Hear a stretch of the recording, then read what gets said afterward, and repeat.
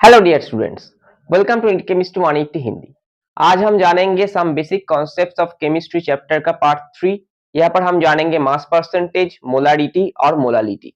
जो लोग मेरे पिछले वीडियो नहीं देखे हो, मैं डिस्क्रिप्शन बॉक्स में लिंक दे दूंगा, आप लोग जाके पार्ट 1 पार्ट 2 देख के आइए, जहां पर मैंने मोल कॉन्सेप्ट, लिमिटिंग रिएजेंट और स्टोइचियोमेट्री के बारे में बात की है। तो चलिए वीडियो को शुरू करते हैं। लेकिन वीडियो को शुरू करने से पहले जो लोग नीट 2025 को टारगेट कर रहे हो, या फिर क्लास 11 और क्लास 12 में हो, या फिर ड्रॉपर्स हो, वो लोग चैनल को जरूर सब्सक्राइब करके रखिएगा, क्योंकि नीट केमिस्ट्री का स्ट्रॉन्ग फाउंडेशन इस चैनल में से ही आप लोगों का हो जाएगा, ताकि आप नीट 2025 में केमिस्ट्री सब्जेक्ट में 170 या फिर 180 तक ला सकते हो। तो चलो वीडियो को शुरू करते हैं। फर्स्ट ऑफ ऑल हमारा कॉन्सेप्ट है mass percentage. Mass percentage mass percentage को हम कैसे निकालेंगे? तो मान लीजिए एक सॉल्यूशन है जहां पर एक सॉल्वेंट है और एक सॉल्यूट है। अगर हमें बताया गया कि सॉल्यूट और सॉल्वेंट कितना कितने अमाउंट में है, तो हम सॉल्यूट का मास परसेंटेज कैसे निकाल सकते हैं? तो मास परसेंटेज ऑफ सॉल्यूट होगा mass of solute divided by mass of solute divide by mass of solution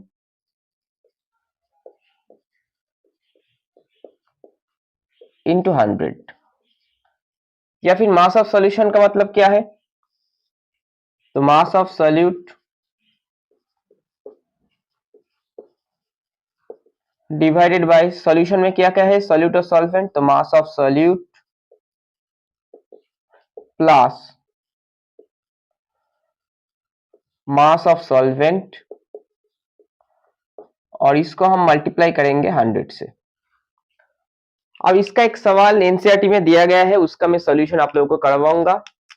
क्या सवाल है? मान लीजिए 2 gram of solute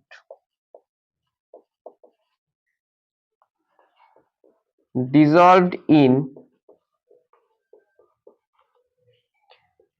18 gram of water, तो मास परसेंटेज कितना होगा?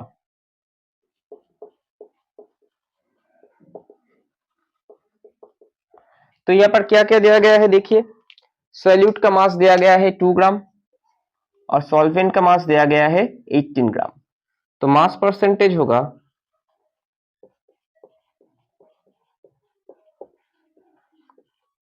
Mass of solute 2 divide by mass of solute plus mass of solvent into 100, यानी 2 divide by 20 into 100, तो निकल कर आएगा 10%। तो इस तरीके से हम मास परसेंटेज निकाल सकते हैं। इसके बाद आएगा मोल फ्रैक्शन। इसको हम डिनोट करते हैं 1 से। मान लीजिए एक मिक्सचर है जहां पर ए और बी दोनों कॉन्स्टिट्यूएंट्स है। ए का मोल नंबर है Na और बी का मोल नंबर है Nb। तो यहाँ पर मोल फ्रैक्शन ऑफ ए होगा, यानी XA होगा mole number of A by total mole number. Similarly mole fraction of B होगा, यानी XB mole number of B by total mole number of B. अब अगर हम XA प्लस XB करें तो क्या होगा? Na by Na plus Nb plus Nb divided by Na plus Nb। तो यहां से क्या निकल के आएगा? Na प्लस Nb, और ऊपर भी आएगा Na प्लस Nb, तो यानी 1। तो XA प्लस XB आ रहा है हमारा 1। तो यहां से हम लिख सकते हैं XA plus XB is equal to 1। तो XA कितना आएगा? 1 माइनस XB। अगर एक सब्स्टिट्यूएंट का हम मोल फ्रैक्शन जानते हैं तो दूसरा का हम निकाल सकते हैं, और सिमिलरली XB आएगा 1 माइनस XA। अब मान लीजिए यहाँ पर बहुत सारे सब्स्टिट्यूएंट्स है, A B C करके I नंबर तक है। तो इन सब का मोल फ्रैक्शन क्या होगा, X A plus X B plus X C करके जाएगा एक्स आई तक, ये भी 1 होगा। अब मोल फ्रैक्शन क्या है, मोल फ्रैक्शन है mole number by total mole number यानी मास बाय मास। तो ये मोल फ्रैक्शन हो जाएगा हमारा यूनिटलेस क्वांटिटी, यूनिटलेस क्वांटिटी। और क्योंकि यूनिटलेस है और मास पर डिपेंडेंट करता है तो ये टेम्परेचर इंडिपेंडेंट हो जाएगा।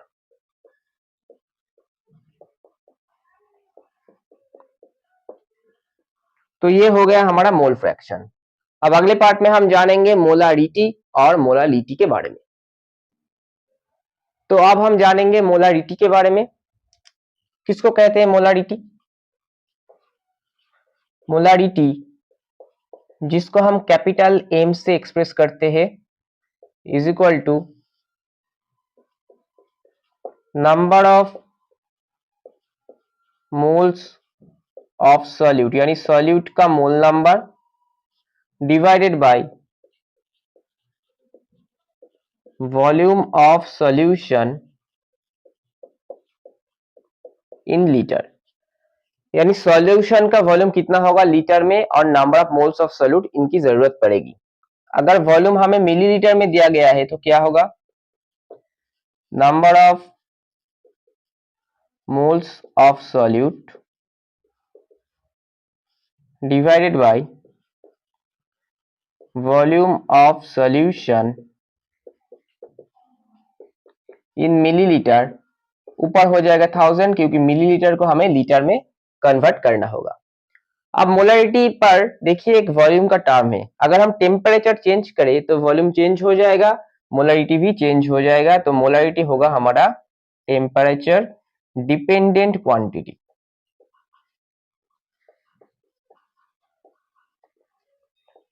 अब एक क्वेश्चन आप लोग अगर सॉल्व करें तो ऐसा क्वेश्चन अगर दिया गया है, मान लीजिए 4 ग्राम NaOH dissolved in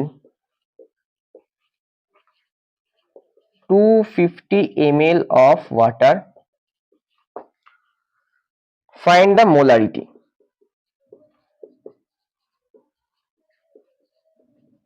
of the solution. अगर हमें NaOH दिया गया है 4 ग्राम तो हमें मोलारिटी निकालना होगा। तो सबसे पहले हमें क्या करना होगा, सबसे पहले हमें number of moles of solute निकालना होगा, तो उसके लिए मोलर मास ऑफ NaOH निकालना होगा। तो मोलर मास ऑफ NaOH, जिन लोगों को मोलर मास निकालना नहीं आता है आप लोग पार्ट 1 वीडियो देखिए, वहां पर मैंने पूरा डिटेल्स में बता दिया है कि मोल क्या होता है, मॉलिक्यूलर मास क्या होता है, एटॉमिक मास क्या होता है और मोलर मास कैसे निकाला जा सकता है। तो सोडियम का होगा 23 प्लस ऑक्सीजन का होगा 16 प्लस 1 ग्राम यानी कि 40 ग्राम। तो मोल्स ऑफ NaOH कितना होगा, ये भी मैंने पढ़ाया हुआ है। मोल्स ऑफ NaOH यानी गिवन मास कितना हुआ है, 4 ग्राम गिवन है और मोलर मास कितना है 40, तो 4/40 यानी 0.1 मोल। अब मोलारिटी कितना होगा,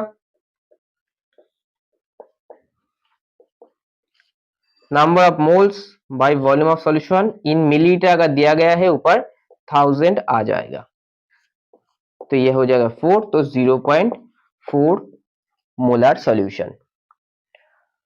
अब हमें मोलरिटी का एक और कॉन्सेप्ट सीखना होगा जहां पर हम दोनों सॉल्यूशन को मिक्स करके एक फाइनल सॉल्यूशन बना सकते हैं। तो चलिए देख लेते हैं। मान लीजिए यहां पर एक सॉल्यूशन है जिसका मोलरिटी है M1 और वॉल्यूम है V1।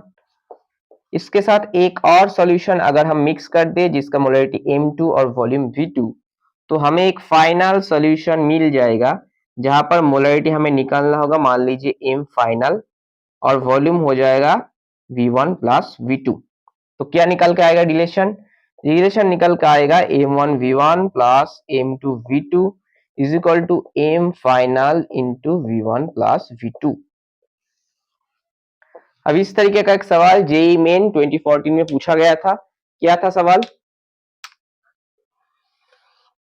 देखिए सवाल कुछ इस तरीके का था कि find the molarity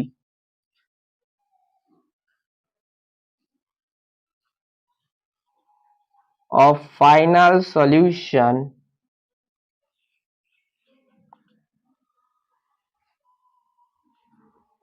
obtained by mixing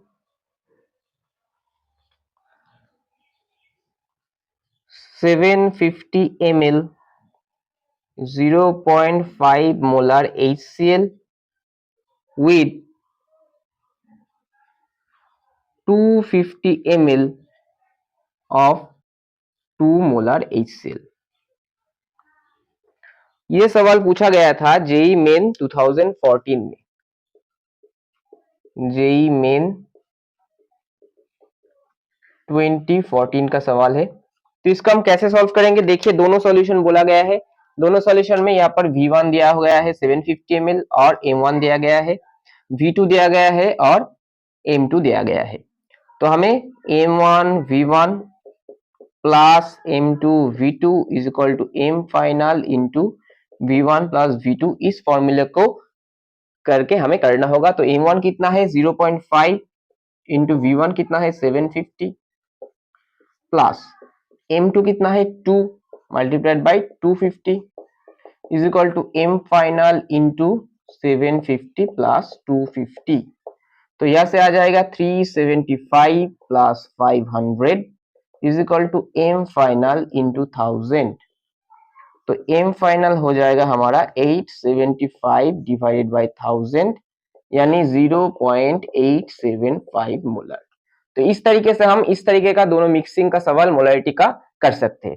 तो उम्मीद करता हूं आप लोगों का मोलरिटी का कॉन्सेप्ट क्लियर हो गया होगा। अब हम जानेंगे मोलालिटी के बारे में और इस चैप्टर को कंक्लूड करेंगे।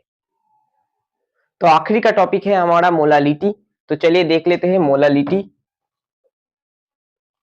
मोलालिटी इसको हम एक्सप्रेस करते हैं स्मॉल m से। तो मोलारिटी की तरह ही यहाँ पर ऊपर रहेगा number of moles of solute और नीचे रहेगा मास ऑफ सॉल्वेंट इन केजी। तो यहाँ पर देख सकते हो, यहाँ पर सॉल्यूशन का वॉल्यूम था मोलारिटी 8 से लीटर। इस तरीके से हम याद रख सकते हैं कि मोलारिटी में 8 है तो लीटर में भी 8 है, तो मास बाय वॉल्यूम होगा मोल्स पर वॉल्यूम, और यहाँ पर हो जाएगा क्या मोल्स पर मास। तो अगर हमारा सॉल्वेंट का मास ग्राम में दिया गया है तो कैसे कर सकते हैं, number of moles of solute divided by mass of solvent in gram, ऊपर हो जाएगा हमारा 1000। तो यहाँ पर देखिए मास पर मास है, तो यहाँ पर मास पर मास है तो टेम्परेचर के चेंज होने से मोलालिटी चेंज नहीं होगा, तो ये हो जाएगा temperature independent quantity.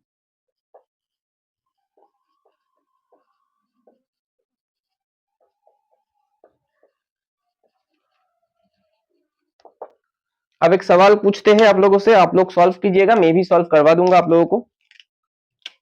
Question 18 gram of glucose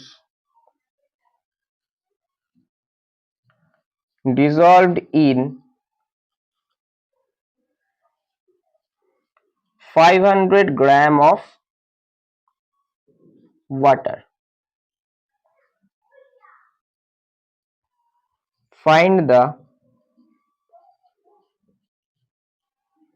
molality of the solution. 18 gram glucose दिया गया है और 500 ग्राम वाटर दिया गया है, हमें मोलालिटी निकालना होगा। तो सबसे पहले ग्लूकोज का नंबर ऑफ मोल्स निकालना होगा, उसके लिए हमें क्या करना होगा, उसके लिए ग्लूकोज का मोलर मास। तो molar mass of glucose, glucose का फॉर्मूला है C6H12O6। तो 6 कार्बन यानी 6 इंटू 12, 12 हाइड्रोजन यानी 1 इंटू 12 प्लस 6 हाइड्रोजन 6 ऑक्सीजन यानी 6 इंटू 16 ग्राम। तो टोटल आ जाएगा हमारा 180 ग्राम। तो ये मोलर मास है। तो number of moles of glucose कैसे निकालेंगे हम, गिवन मास कितना दिया गया है 18 ग्राम, डिवाइड बाय मोलर मास यानी 180 दैट इज 0.1 मोल। अब मोलालिटी कैसे निकालेंगे? सो मोलालिटी हमारा आएगा number of moles of solute यानी 0.1 divide by mass of solvent, अगर ग्राम में दिया गया है तो 500, तो ऊपर आ जाएगा 1000, तो 2, तो 0.2 मोलर सॉल्यूशन।